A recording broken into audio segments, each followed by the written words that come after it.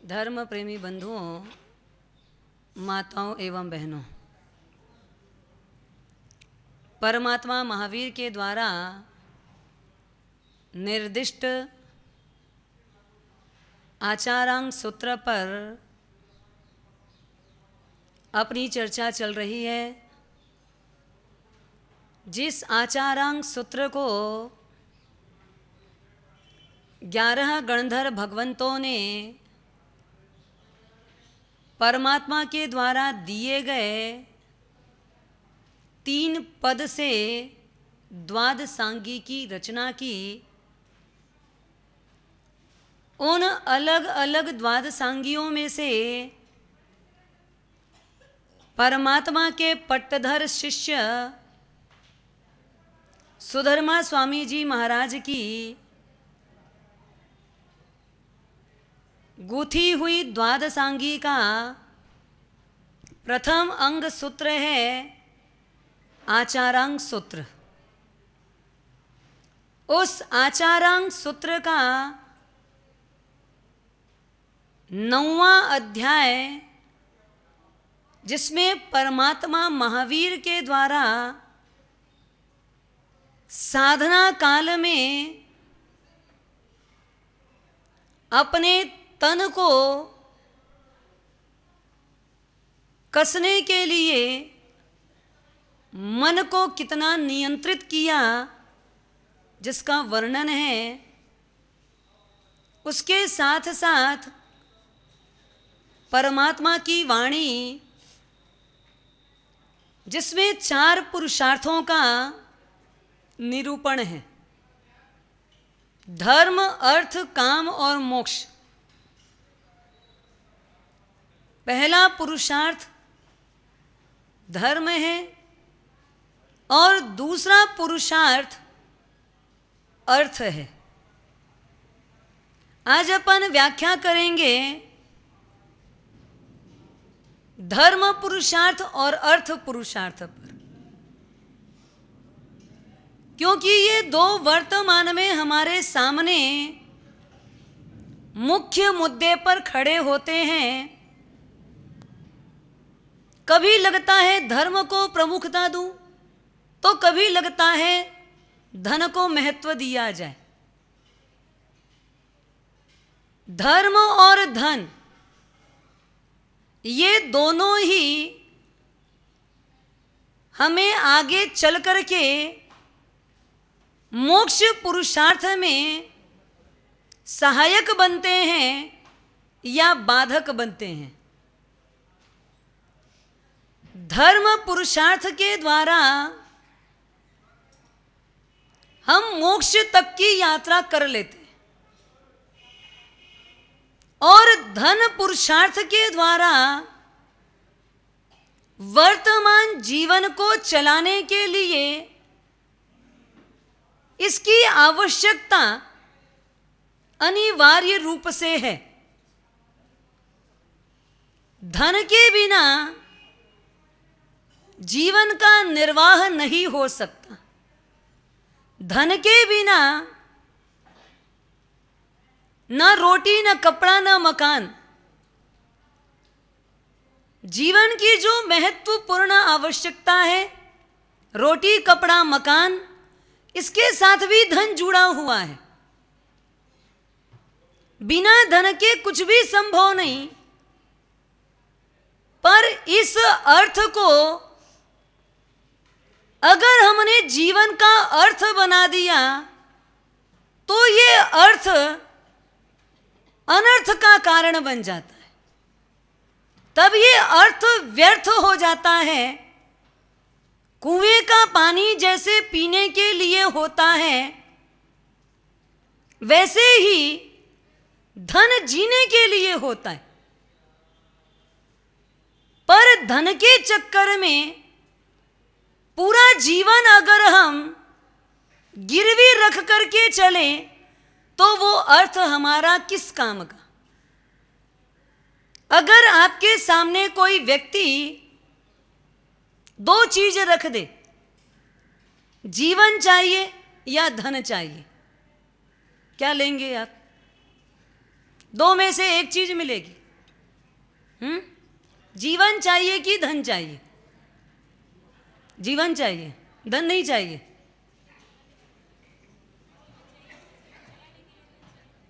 जीवन चाहिए कि धन चाहिए? दोनों में से एक मिलेगा।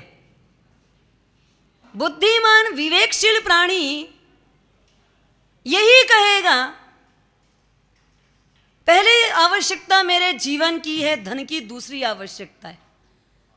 धन अगर मांग भी लिया और जीवन नहीं होगा तो धन क्या काम आएगा? जीवन होगा तो धीरे धीरे धीरे धीरे पुरुषार्थ करके जैसे तैसे भी हमारा जीवन व्यतीत होगा। तो पहली आवश्यकता है जीवन। अगर आपको कोई पूछे आत्मा चाहिए कि शरीर चाहिए, क्या लोगे? दो में से एक चीज मिले, आत्मा या शरीर, तो क्या लेंगे? एक दूसरे को पूछे क्या मांगना है? आत्मा के बिना शरीर कोई काम का नहीं है। आत्मा होगी तो ये शरीर की कद्र होगी। हम इतने भद्र प्राणी हैं, समझते सब कुछ है, जानते सब कुछ है, अगर दो में से एक चीज मांगने को बोली जाए तो हम बड़ी सरलता से बिना कुछ सोचे इमीडिएटली तुरंत जवाब देंगे कि नहीं, मुझे तो आत्मा ही चाहिए, शरीर की नहीं। क्योंकि आत्मा नहीं हो तो ये शरीर कोई काम का नहीं। फिर हमको चिंता किसकी ज्यादा है ये बताओ? जो आवश्यक है उसकी चिंता है। हमने पूरी जिंदगी दांव पे लगाने के लिए सबसे ज्यादा महत्वपूर्ण अगर हमको लग रहा है तो कौन लग रहा है? सुबह से उठते हैं और रात सोते तक एक ही चिंता, शरीर शरीर और शरीर, या इधर धन धन धन धन ही करते रह जाते हैं। मात्र यही चिंता। महिलाएं उठती सुबह, पूछो सबसे पहले वो बिस्तर छोड़ते ही, कमरे से बाहर निकलते ही सबसे पहले क्या करती है? कहां जाती है? हाँ, कमरे से बाहर निकलते ही सबसे पहले कहां जाती? सबसे पहले रसोई घर। सीधा उनका स्थान है रसोई घर। कहां जाना है? क्योंकि सुबह उठे तब से चालू होते हैं और रात कमरे में जाने से पूर्व तक एक ही सूत्री कार्यक्रम, एक सूत्री कार्यक्रम होता है। मात्र शरीर की चिंता होती है। बनाना पड़ेगा, खाना पड़ेगा, इस शरीर को पेट्रोल देना पड़ेगा, पर जो आवश्यक अंग है, जिसके कारण इस शरीर की कद्र है, जिसके कारण शरीर का मूल्य है, हम उस मूल्यवान को तो कहां रख दिए? किनारे कर दिए। अभी तेरा कोई वजूद नहीं है, अभी तेरी कोई उपयोगिता नहीं है, क्योंकि ये इतना रम रहा है, इतना रम रहा है। जब तक ये बराबर चल रहा है, सहज चल रहा है, सहज हमारी श्वास चल रही है, तब तक उस श्वास की कोई कद्र होती है? एक श्वास की भी कीमत हमको समझ में आई क्या? आई समझ में? और जब श्वास धीमे धीमे अटक अटक के आती है तब क्या होता है?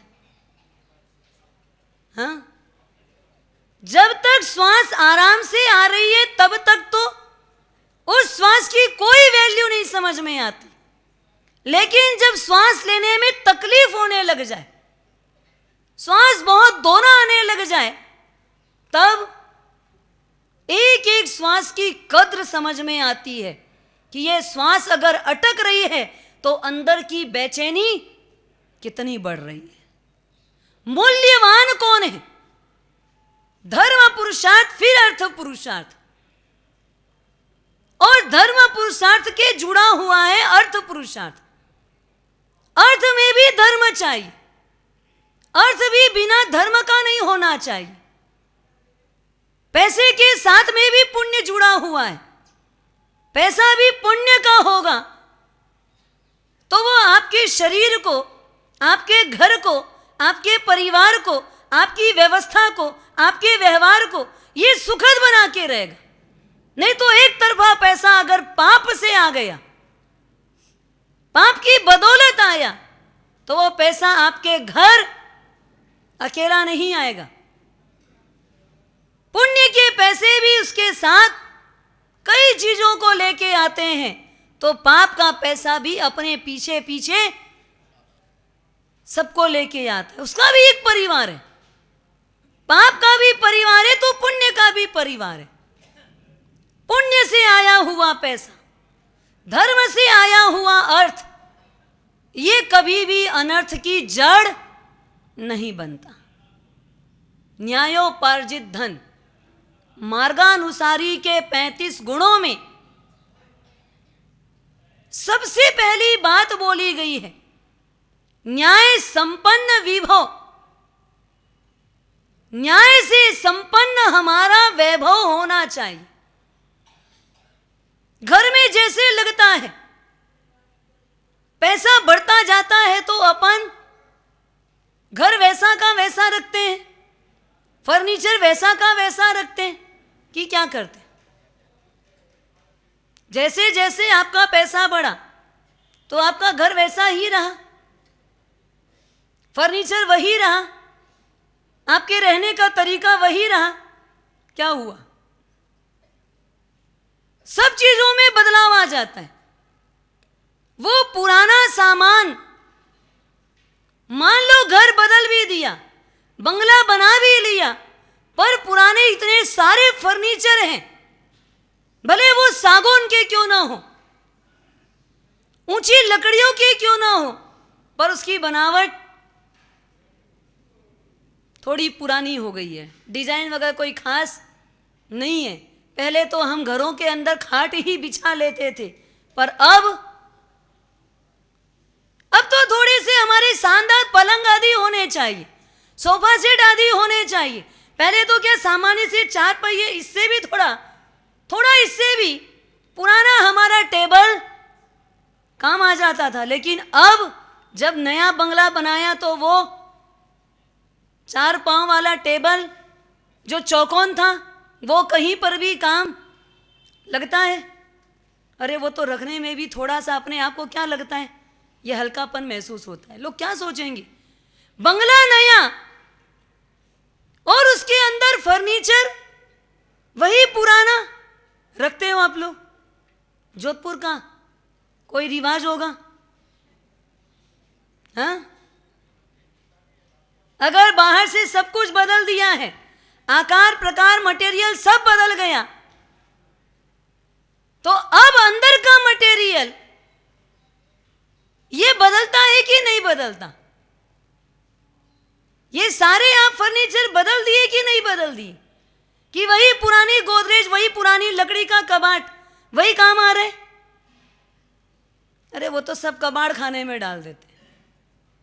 तो आप विचार करो, जैसे एक नया बंगला बनने के बाद आप अपने फर्नीचर बदल देते हो, सब कुछ अंदर का उससे मैच होने वाली चीज होनी चाहिए। फिर आप विचार करते हो, धर्म स्थान में, पुण्य के कार्य में पुरानी चीज काम आएगी क्या? पुराने मटेरियल काम आएंगे क्या? पुरानी जो हमारी रूढ़ी परंपराएं हैं, क्या वही मात्र काम आएगी क्या? मात्र जिस ढर्रे से हम चलते आ रहे हैं, जो करते आ रहे हैं, मात्र वही काम आएगा क्या? एक समय था, हो सकता है कि आपका खरतरगढ़ संघ जोधपुर चातुर्मास आदि कभी तो सिटी में भी करवाता था ना। पहले के चातुर्मास सिटी में ही हो जाते थे, पर अब आपको लगता है कि नहीं, वहां तो आप ही लोग जाते थे ना उस समय भी। वहां जाता कौन था? आप ही लोग जाते थे, लेकिन अब आप गाड़ी वाले हो गए। पहले आप ही जाते थे, जाने वाले आप लोग थे, लेकिन अब आपके पास अर्थ बढ़ गया। अर्थ बढ़ गया तो क्या हुआ? आपके पास साधन बढ़ गए। साधन बढ़ गए तो अब आपको वो उपाश्रय, वो भवन की उतनी उपयोगिता समझ नहीं आई, तो आपको जगह बदलनी पड़ी। जगह बदलनी पड़ी तो ये बड़े पंडाल लगाने पड़े, ये स्थान लगाना पड़ा, पर ये सब तो बदला। यानी बाहर की बिल्डिंग बदल गई, बाहर की रचना बदल गई, पर अंदर का क्या बदला? अंदर का फर्नीचर क्या बदला, ये बताओ। वही रूटीन है, रूटीन वही की वही रह गई।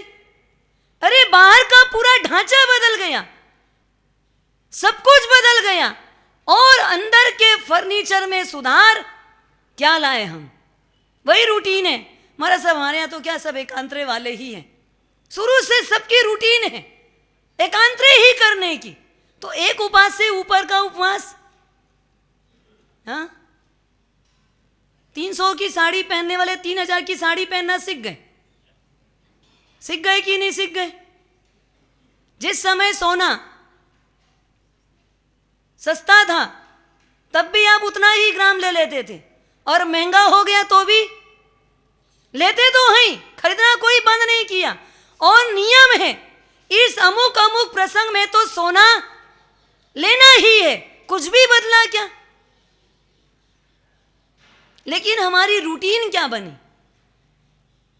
पैसा ज्यादा देना मंजूर किया हमने, पर धर्म को हमने बढ़ाने के क्षेत्र में हमारा सब प्रतिक्रमण तो क्या है? रूटीन में नहीं है। इतने ही लोग आते हैं, इतने ही आएंगे, लेकिन सब चीजें जब बाहर की बदलती जाए, उसके बाद अंदर का परिवर्तन कितना?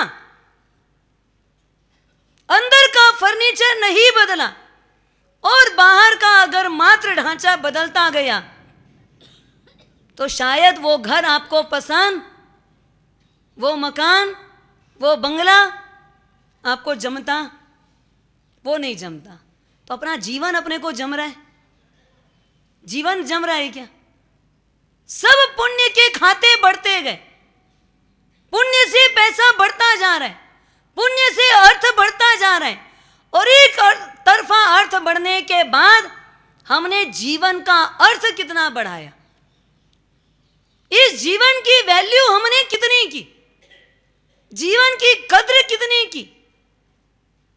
इस जीवन का महत्व समझ में आया कि हमारे जीवन का महत्व क्या है, इस जीवन का मूल्य क्या है? कितना पुण्य, कितना पुण्य। जैसा अभी भजन में सुना, सुख और दुख दोनों मेरे हैं, पर प्यारा कौन है? प्यारा कौन है? हाँ, दो बेटा है अगर मान लो आपका, और एक बेटा क्या है, थोड़ा अच्छा कमाता है और आपको बराबर सेवा में देता है, और एक बेटा कमाता भी नहीं है और खर्चा भी ज़्यादा करता है। तो दोनों में से प्यारा कौन है आपको? हाँ, जो कमाता है, जो कमाता है और आपकी सेवा में भी जोड़ता है, वो आपको प्यारा लगता है। पर जो कमाता नहीं है, वो सेवा तो क्या होती, फिर बाद में गौण भी करता जाता है आदमी। सिर्फ आपकी सेवा के नाम पर है, पर कमाने के नाम से अगर वो आगे नहीं है, घर पे खाली बैठा रहता है, कोई भी कार्य में अगर उसकी सक्रियता नहीं है, तो भी वो सेवा भावी बेटा, हाँ, वो सेवा भावी बेटा प्रिय। और सब पैसे की जगह तो क्या है, हाँ, पर कमा करके सेवा ना करे तो वो भी आपको प्यारा, वो भी प्यारा नहीं होता, वो भी खारा होता है। पर जो कमा करके भी आपकी यत्किंचित सेवा करता है, आपके हाथ में देता है, बाबूजी आपको जो भी करना है आप करना, मेरे से पूछने की कोई जरूरत नहीं, आपको जहां जो जैसा लगाना है आप सोच विचार के अपना काम करते रहना, तो वो बेटा आपको प्यारा लगता है। और दूसरा बेटा अगर कमाता है पर आपको ना पूछता है, आपके प्रति उसका कोई आदर सत्कार स्वभाव का नहीं है, तो वो बेटा आपको, तो दोनों है तो आपके ही ना, है तो दोनों आपके ही, पर एक सुखद लगता है और एक दुखद लगता है। सुख या दुख ये दोनों किसके द्वारा आए हुए हैं? इन दोनों को आमंत्रित किया किसने? ये दोनों को बुलाने वाला कौन? किसने बुलाया? सुख को किसने बुलाया? किसने बुलाया बताओ तो सही।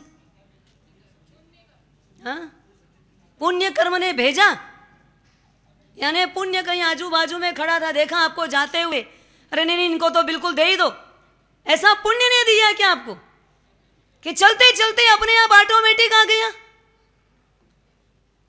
सुख आया कहां से, आपको मिला कैसे, किसकी बदौलत?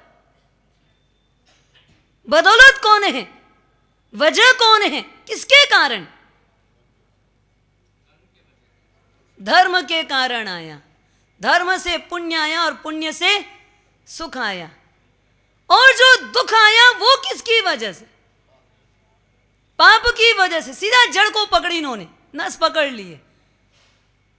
पाप के कारण ही दुख आया है, तो पाप किया कौन? पाप कौन किया? पुण्य कौन किया? तो सुख आता है तो हम बधा लेते हैं और दुख आता है तो भागने लगते हैं। सुख आता है तो हमको स्वीकार होता है और दुख आता है तो हमको घबराहट होती है, बेचैनी होती है, अरे इसको तो आने ही मत दो, ये तो बिल्कुल चाहिए ही नहीं, इसकी कोई आवश्यकता ही नहीं। पुण्य किया तो सुख और पाप किया तो दुख। और सुख और दुख का माहौल ऐसा होता है, जब पुण्य हमारा सिर पे चढ़ता है, पुण्य जब पूरा बढ़ता है, पुण्य का जब जोर रहता है, तब तो क्या होता है, जहां जाओ वहां सब तरफ लोग हमको हथेली में रखते हैं, होता है ना। पुण्य की प्रकृष्टता में जहां जाओ, जब जाओ, जिसके बीच भी चले जाओ, सब तरफ लोग उसे बिल्कुल हाथों हाथ रखते हैं। और जब पाप का उदय काल आता है, तब वही लोग होते हैं जो हाथ में उछालते थे, वही पैरों से धक्का लगाने लग जाते हैं। इसीलिए कहा गया है, पुण्य का जो समय होता है वो वॉलीबॉल के जैसा होता है, और पाप का जो समय होता है वो फुटबॉल के समान होता है। वॉलीबॉल में होता क्या है, उस बॉल को कोई नीचे गिरने नहीं देता, उसको कोई भी व्यक्ति नीचे गिरने नहीं देता, बस हाथों हाथ, इस हाथ से उस हाथ, उस हाथ से इस हाथ, हाथों हाथ उठा लेते हैं। ये तो पुण्य की प्रकृष्टता है। और फुटबॉल जब आती है, तब जैसे ही फुटबॉल आई और पैरों से प्रहार, यहां से आई तो धक्का दे दिया, उधर आई तो पैरों से धक्का दिया, ये तो पाप का उदय काल है। पाप का उदय काल बांधा तो हमने ही है, किया किसने है? दुख आया क्यों है? लोग हमको घर से निकाले क्यों हैं? लोग हमारे सामने दृष्टि रखते क्यों नहीं है? आखिर कारण क्या? हम सबके अप्रिय क्यों हैं? उसका कोई कारण? पिछले जन्म में हमने किसी को भी प्रिय बनाया नहीं, किसी को भी प्रेम दिया नहीं, इसीलिए इस जन्म में हमारा किया हमको भोगना पड़ रहा है। और इस जन्म में फिर अप्रिय करने वालों के प्रति भी अप्रियता का भाव रहेगा। फिर आने वाले जन्म में क्या होगा? यही चीज बढ़ेगी, यही चीज दोहराई जाएगी, यही चीज रिपीट होकर के आएगी। सुख और दुख, धर्म और अर्थ, ये कैसे होने चाहिए? धर्म हृदय से होना चाहिए और अर्थ का उपार्जन सत्य से होना चाहिए, न्याय से होना चाहिए। अर्थ का उपार्जन न्याय से करे और धर्म को पूरे दिल की गहराई से करे। छोटा करे, कम करे, थोड़ा करे, पर जो भी करे उसको पूरी तबीयत से करे। पर अभी धर्म हमको करने में रास नहीं आता, उसमें कोई रस भी नहीं आता, और पाप करने में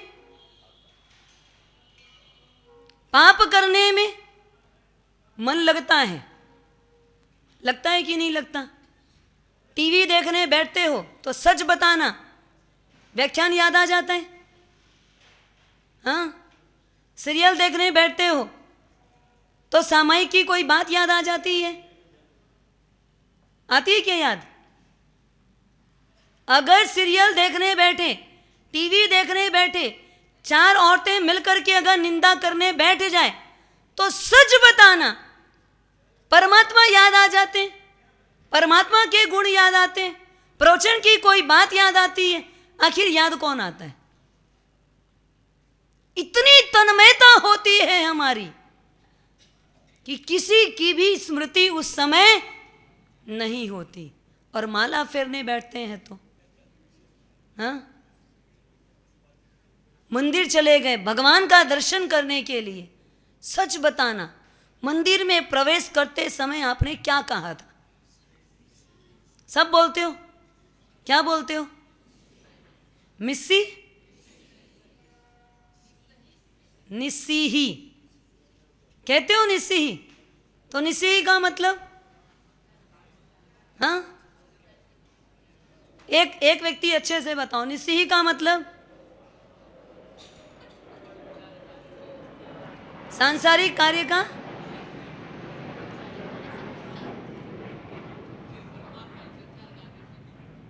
संसार कार्य से निवृत्ति। निस्सीही का मतलब संसार कार्यों से निवृत्ति। पर वो किसके लिए डायलॉग? भगवान के लिए। भगवान तेरे मंदिर में आया हो तो सांसारिक कार्यों से निवृत्त है। हाँ, ये है किसके लिए? अपन अपने आप को बोलते हैं, ये नियम अपन लागू करते हैं स्वयं के लिए, या परमात्मा के लिए नियम लागू है इसलिए बोलते हैं? हाँ, सच में, और पालन भी करते हो? निसी का पालन करते हो कि नहीं करते?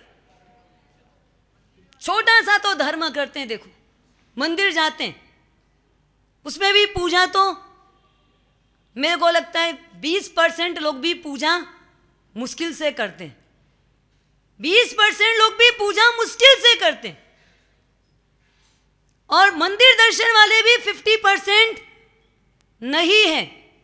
उसके बाद जितने लोग जाते हैं प्रभु दर्शन के लिए, वो अपने मन को कितना % जोड़ते हैं? एक निस्सी बोल के जाने के बाद अंदर अगर कोई एक बहन दिख गई और आज वो थोड़ा अच्छे से तैयार होकर के आई है, तो भगवान दिखते हैं कि कौन दिखता है? नमो जिनानंद तो बोले, और इधर कौन आ गया? बहुत दर्द की बात है, गहराई की बात है, सोचने की बात है। जिस व्यक्ति का मन पाप के कार्यों में पूरा तल्लीन होता है, उस व्यक्ति का मन छोटी सी आराधना, परमात्मा का नाम लेते समय, परमात्मा के गुणों का स्मरण करते समय, परमात्मा का दर्शन करते समय भी उसके मन में परमात्मा की छवि की गहराई नहीं आती। नमो जिनाणम बोलता जरूर है, निस्सी बोलता जरूर है, सांसारिक कार्यों का निषेध जरूर किया है, लेकिन अंदर जाने के बाद भी कहाँ जा रहे हो? पूछ लेते ना मंदिर में। आज पूरे तैयार हो के आ रहे हो, कहाँ जा रहे हो? कहीं जा रहे हो क्या? अरे मंदिर में आए अपन, भगवान से बात करने आए। भगवान से मिलने आए, भगवान से हमारी वार्तालाप होनी है। और वहां आने के बाद भी हम अपनी प्रतिज्ञा का निर्वाह, अपने संकल्प का निर्वाह, अपने किए गए प्रण की थोड़ी देर भी हम परिपालना नहीं कर पाते। करते क्रोध भी करना हो तो वो सांसारिक कार्यों में नहीं आता, मान कसाय का पोषण करना हो तो वो सांसारिक कार्यों में। मंदिर आया कौन है? अरे पुजारी जी सामने ही खड़ा रह गया, अगला व्यक्ति आपसे पीछे आया और एकदम बीचों बीच आकर के खड़ा रह गया, भगवान का दर्शन ही नहीं हो रहा है। मान कसाई क्या कहता है अंदर से? मान कसाई क्या कहता है? पता नहीं मैं कौन खड़ा हूं पीछे, थोड़ा तो समझ आना चाहिए। मेरे घर का मुनि और मेरे से आगे आकर के खड़ा हो गया, मैं मालिक हूं, मैं सेठ हूं और ये मुनि में, इसको खड़ा कहां होना चाहिए? भगवान के मंदिर में भी हम अपनी सेठाई छोड़ते नहीं है। छोड़ते हैं क्या? फिर धर्म कहां से आएगा? धर्म पुरुषार्थ के बिना सुख आएगा क्या? इच्छित हमारा सुख है, इष्ट हमको सुख है। अगर कुछ प्रिय है तो सुख ही प्रिय है, यानी सारा अनुकूल होना चाहिए। जो कुछ मिले वो अनुकूल होना चाहिए। प्रतिकूलता तो हमको मंजूर है ही नहीं, पर जो चीज मंजूर नहीं है उससे हमको कोई एलर्जी है? एलर्जी है क्या? धूप में निकलते हैं, स्किन डार्क हो जाती है ना? धूप में निकलते हैं, स्किन डार्क हो जाती है, तो क्या करते हैं? हाँ, थोड़ा रुमाल बांध करके या जो भी आपकी व्यवस्था है, या धूप से पहली बात तो अपन क्या करते हैं? कोशिश करते हैं।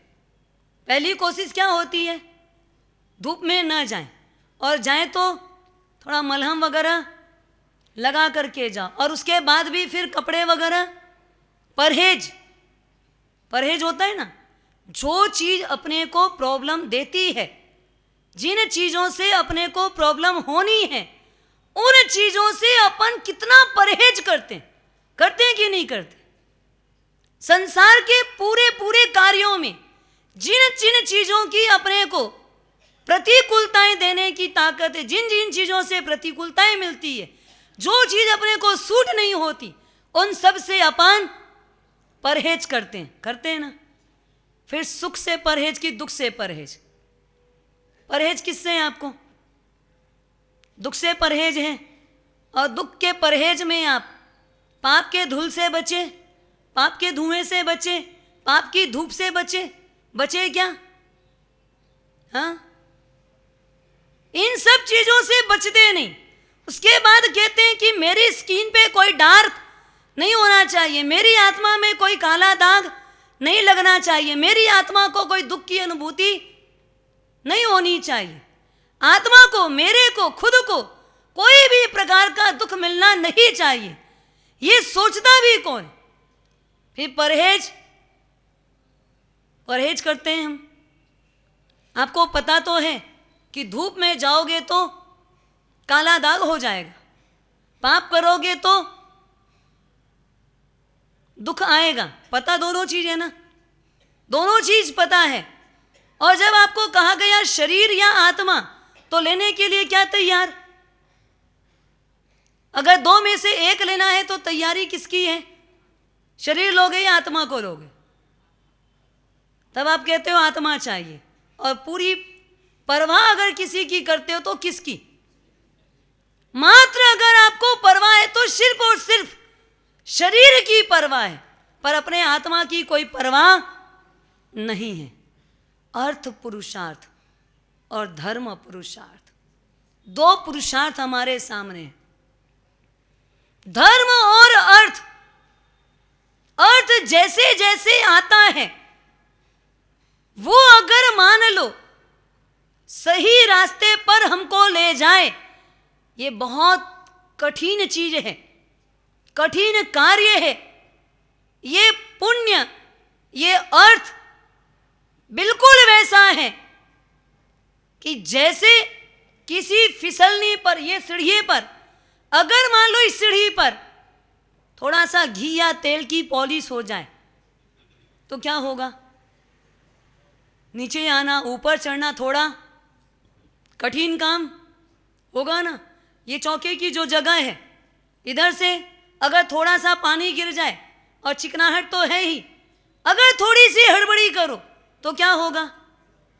घी तेल तो अच्छा ही होता है, घी तेल खराब थोड़ी होता है। हाँ, घी तेल खराब नहीं होता, पर घी तेल का जो रास्ता है वो खराब रास्ता है। खराब का मतलब संभल के चलने का रास्ता है। ये पुण्याई का रास्ता, पुण्य से आने वाली संपत्ति में अगर हम संभल नहीं पाए तो ये सीधा कहां ले जाते हैं? कहां ले जाते हैं? पुण्य से जैसे जैसे हमारा अर्थ बढ़ता जाए, इस अर्थ के लिए नीतिकारों का कथन है, पानी बाढ़े नाव में, घर में बाढ़े दाम, दोनों हाथ उलीचिए यही सयानों काम। सज्जन जो होगा उसका काम क्या होगा? अगर वो कोई समुद्र पार कर रहा है, नाव पर बैठा है, और नाव के द्वारा अगर नदी या समुद्र जो भी पार कर रहा है, उस नाव में अगर पानी बढ़ता जाए, बढ़ता जाए, बढ़ता जाए, तो सज्जन पुरुष की सज्जनता क्या कहती है? हाँ? पानी को बाहर निकालो, दोनों हाथ से पानी को बाहर निकालने की पूरी पूरी अपनी मेहनत कर लो, क्योंकि पानी अगर बढ़ता जाएगा तो क्या होगा? हाँ, नाव डूब जाएगी। नाव में अगर पानी बढ़ता जाएगा तो नाव डूब जाएगी, और पानी में अगर नाव रहेगी तो, पानी में अगर नाव है तो खतरा है दूर, नाव में अगर पानी है तो डूबेगी जरूर।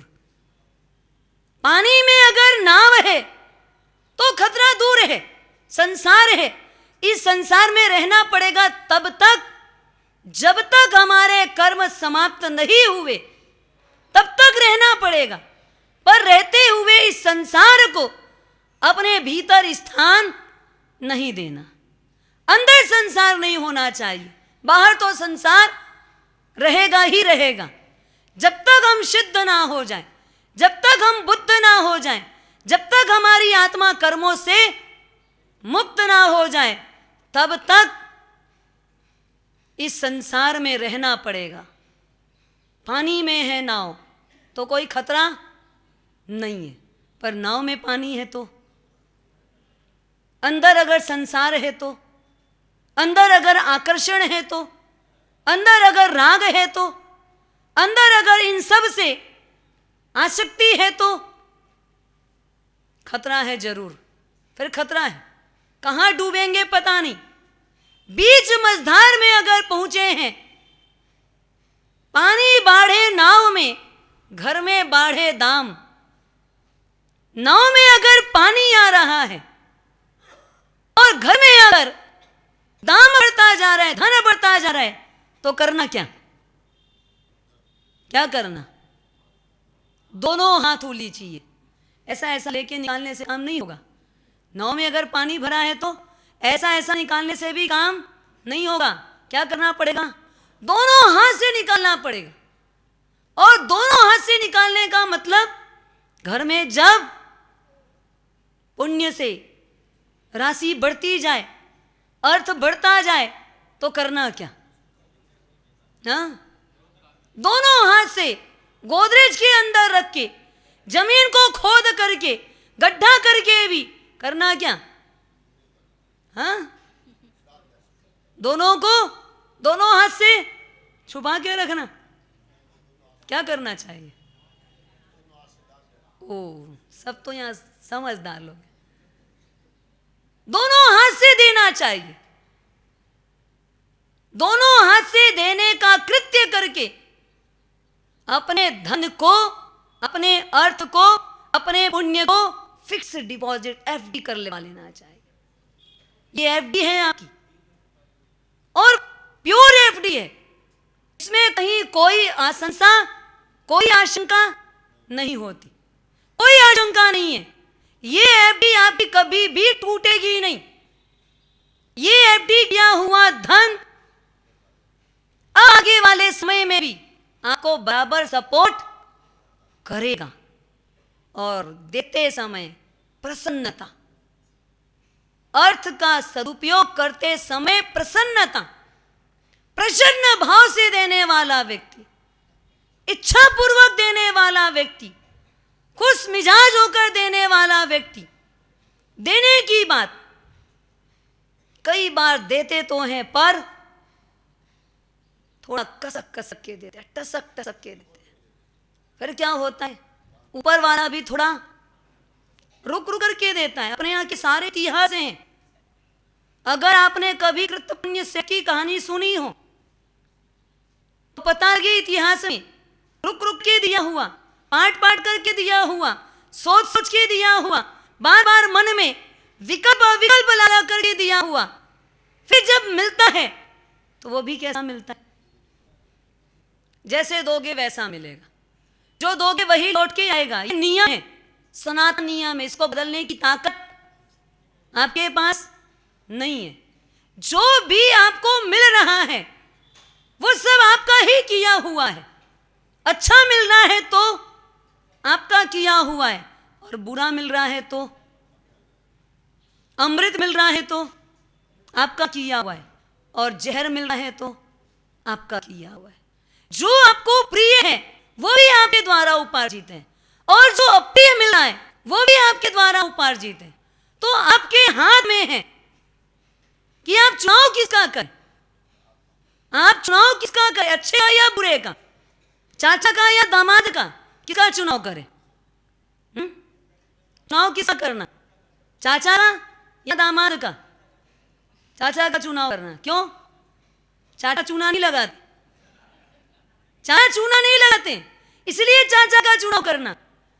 लेकिन नियम यह है, चाचा प्रिय लगते हैं पर चाचा को बधाने का मन उतना, चाचा को बधाने का मन करता है क्या? सच बताना, आपके घर अगर काका जी दूर रहते हैं, महीनों 2 महीनों 6 महीनों में एक आध बार आते हैं, तो उनके लिए सत्कार और सम्मान जितना आप करते हो, दामाद आता है तब भी उतना ही करते हो। हाँ, ज्यादा करना पड़ता है, करते ही ज्यादा है। यानी दामाद आता है तो आप उसकी अगवानी आने के बाद पूरे टाइम उनके इर्द गिर्द आजू बाजू आप सेवा में तैनात रहते हो। कुछ भी गलती होनी नहीं चाहिए, कोई त्रुटि होनी नहीं चाहिए। दामाद की सेवा में जितनी आपकी हाजिरी है उतनी हाजिरी आप चाचा की सेवा में नहीं देते। जबकि चाचा चूना नहीं लगाते और दामाद दम लेकर के जाता है, दामाद तो पूरा दम लेकर के ही जाता है। दामाद आया यानी एक दिन पूरा रहा, 3 टाइम 4 टाइम 5 टाइम, उसके लिए हर बार थाली, उसकी ग्लास, सब चीजें कैसी अप टू डेट आई है। हर चीजों की व्यवस्था थोड़ी अतिरिक्त चाहिए और अच्छी भी चाहिए, व्यवस्थित भी चाहिए। वो दामाद जो 1000 रुपए का चूना करवा के गया और जाते समय फिर खाने के बाद जब खसा तो भी, और एक लिफाफा भी लेके ही गया। खाया, उसका भी खर्चा बड़ा है, और गया तो आगे का भी खर्चा लेकर के गया। और चाचा जो है, चाचा के लिए आपने पैसा भी शायद इतना नहीं लगाया। चाचा की थाली तो क्या 300 में भी निपट गई, 300 में भी उनका काम हो गया। और चाचा जब खा के गए तो उल्टा बच्चों के हाथ में 500 का नोट पड़ा के भी गए। इसलिए आपको चाचा पसंद आ गया। इसलिए दामाद जमता कम है पर करना तो उनका ही ज्यादा पड़ता है। अब चाचा जो जमते हैं वो तो सुख है, और दामाद जो है वो दुख है।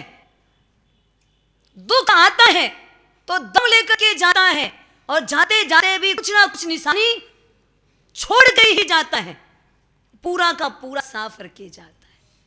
और सुख के चाचा जब आते हैं तब मन तो तैयार नहीं होता। धर्म करने के लिए मन रुचिकर है क्या? धर्म करने के लिए मन रुचिकर है क्या? उतनी तैयारी नहीं होती, उतनी आओ भगत नहीं होती। धर्म के लिए मन भी उतना शुद्ध साफ सुथरा एकदम अलर्ट नहीं होता। होता है अलर्ट, धर्म के लिए मन अलर्ट नहीं होता। पर कर लिए, करने के बाद भी धर्म ने जो दिया वो कुछ ना कुछ सुखद, कुछ ना कुछ अच्छा फल। बिना मन से भी अगर एक नौकार भी गिना तो नौकार ये नहीं बोलता तूने बिना मन का किया ना, तेरा मैं बिगाड़ के रहूंगा, कभी नहीं बोलेगा। बिना मन के भी अगर धर्म किया है तो भी उसका कुछ ना कुछ फल अच्छे में मिलेगा, खराब फल कभी नहीं मिलेगा। और अगर अच्छे मन से किया होता तो उसका फल कुछ अच्छा भी मिला होता। पर हमारा मन पानी बाढ़े नाव में, घर में बाढ़े दाम। जब ये बात आती है तो देना तो पड़ता है, पर कैसा?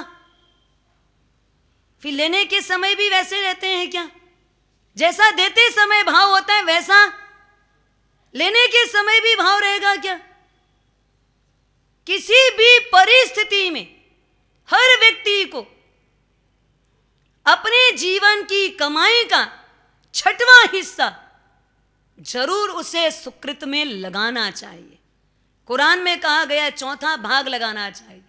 बाइबल में भी कहा गया है कुछ ना कुछ भगवान के नाम निकालना चाहिए। और हमारा धर्म तो कहता ही है, वो तो कभी नहीं कहता कि जोड़ के रखना चाहिए। वो तो कहता है जिसको छोड़ना है उसको अपने हाथ से ही छोड़ के जाओ। जिसको दुनिया छोड़वाए उसको आप अपने हाथ से ही छोड़ करके जाओ। जब अपने हाथ से छोड़ते हैं तो वो अपने को पकड़ा जाता है, वो अपने साथ चलता है, वो अपने हाथ में रहता है, उसको अपन ले करके जाते हैं। अन्यथा यहाँ जो छूट जाता है उसको तो आप लाख प्रयत्न कर लो, आप उसको ले जाने की ताकत कोई लेके गया? यहाँ से जो रवाना होता है, जिनको 4 लोग कंधे पर लेकर के छोड़ने जाते हैं, उस व्यक्ति के साथ भी कभी किसी ने कुछ डाला है, कुछ भेजा है? बहुत कमाया, बहुत पैसा पसीना कर करके इकट्ठा किया, थोड़ा तो दे दो बेचारों को, थोड़ी दया तो आती होगी ना। अरे अरबों खरबों कमाया है, अरबों खरबों का कुछ अंश तो दे ही दो जाते समय, देते हैं जाते समय। यहां से जाते समय कहीं, अभी तो अपन तो सब यही है, लेकिन जितने गए हैं उनमें से कहीं किसी के साथ किसी ने कुछ डाला होगा। किसी के पिताजी गए, किसी का भाई गया, किसी की पत्नी गई, किसी के बच्चे गए, सबके घर से कोई ना कोई तो गया ही है। किसी का भी घर, एक भी घर तो ऐसा नहीं कि जिनके घर से आज तक कोई मृत्यु। हाँ, भगवान बुद्ध ने पूछा था एक बुढ़िया को, जब वो बुढ़िया बहुत गिड़गिड़ाने लगी, मेरे बेटे को जिंदा कर दो, मेरे बेटे को जिंदा कर दो, तो भगवान बुद्ध ने कहा था ऐसे घर से जाकर के सरसों के दाने ले आओ जिस घर से कभी किसी की मृत्यु ना हुई हो। तो अपने यहाँ कोई ऐसा घर है जिनके आज तक कभी रिकॉर्ड में मृत्यु हुई ही नहीं है? ऐसा कोई घर? एक आध हाथ, हाँ, एक आध हाथ खड़ा करो, कोई होगा तो, कि मेरे घर आज तक कभी किसी की मृत्यु नहीं हुई, मेरे घर तो आज इतनी पीढ़ी दर पीढ़ी सामने ही है। कोई घर नहीं है ऐसा।